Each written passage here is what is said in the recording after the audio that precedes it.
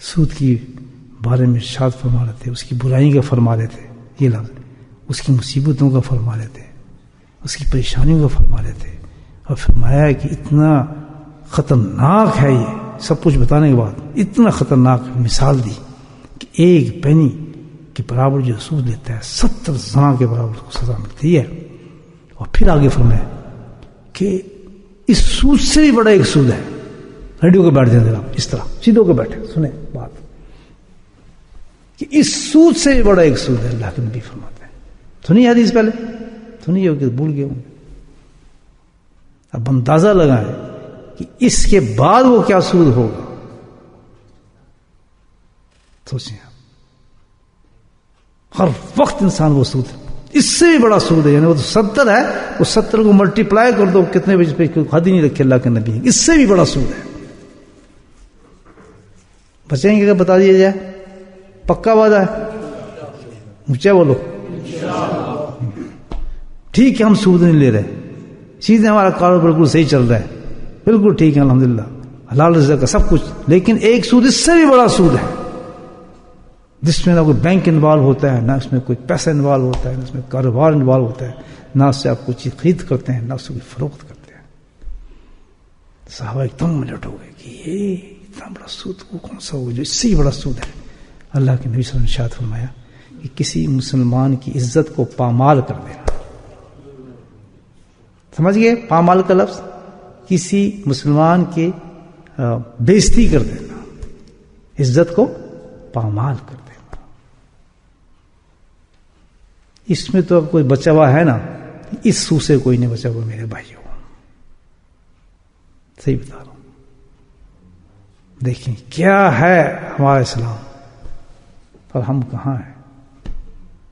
جنت کے ٹھیکیدار بنے بیٹھے ہیں، دوزخ سے بچے بیٹھے ہیں.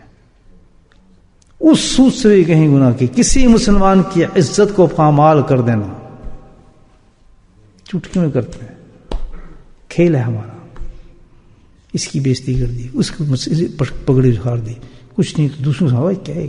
یعنی نہ چھوٹے کا خیال، نہ بڑے کا خیال، نہ کسی عالم کا خیال، نہ کسی حافظ کا خیال، نہ کسی کچھ نہیں. جب آئیں گے دیکھنے کچھ انسان کو سمجھ نہیں آتا. دن رات یہ گھروں کے اندر باہر معاشرے میں ہمارا کس طرح یہ کام ہو رہا ہے. آپ سوچیں مست ہو جاتے تھے لوگ حضرت کی زبان سے ایسی باتیں سن کے. کہتے ہیں بھائی حکیم المت یہ فرمایا ہے. کیا بات ہے. ہم تو چاہتے ہیں انسان بن جائے. پوری خانقاہ اور تزکیے کا مفہوم بیان کر رہے ہیں کہ یہ تم لوگ یہاں آئے ہو نا، حقیقت مقصد کیا ہے.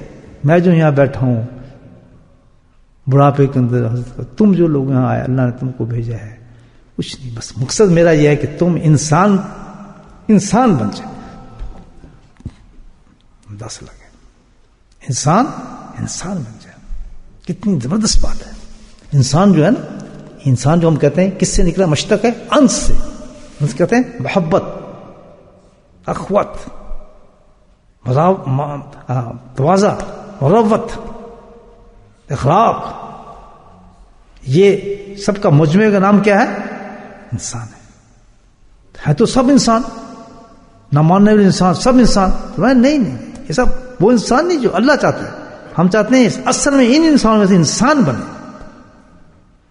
ایسا انسان بن جائے کہ جس کی خاصیت ایسی ہو جائے کہ سوال ہی پیدا ہوتے کسی مسلمان کی اس کی کسی عزت کو پامال کرے. سوچ بھی نہیں سکتا. کسی کے بارے میں کوئی بات کرے، کسی بدخوئی کرے، کسی کی عیبوں کو تلاش کرے. کہاں اس کی عبادت ہے، کہاں سب کچھ ہے. مجھے بتائیں کتنی بڑی سزا ہے.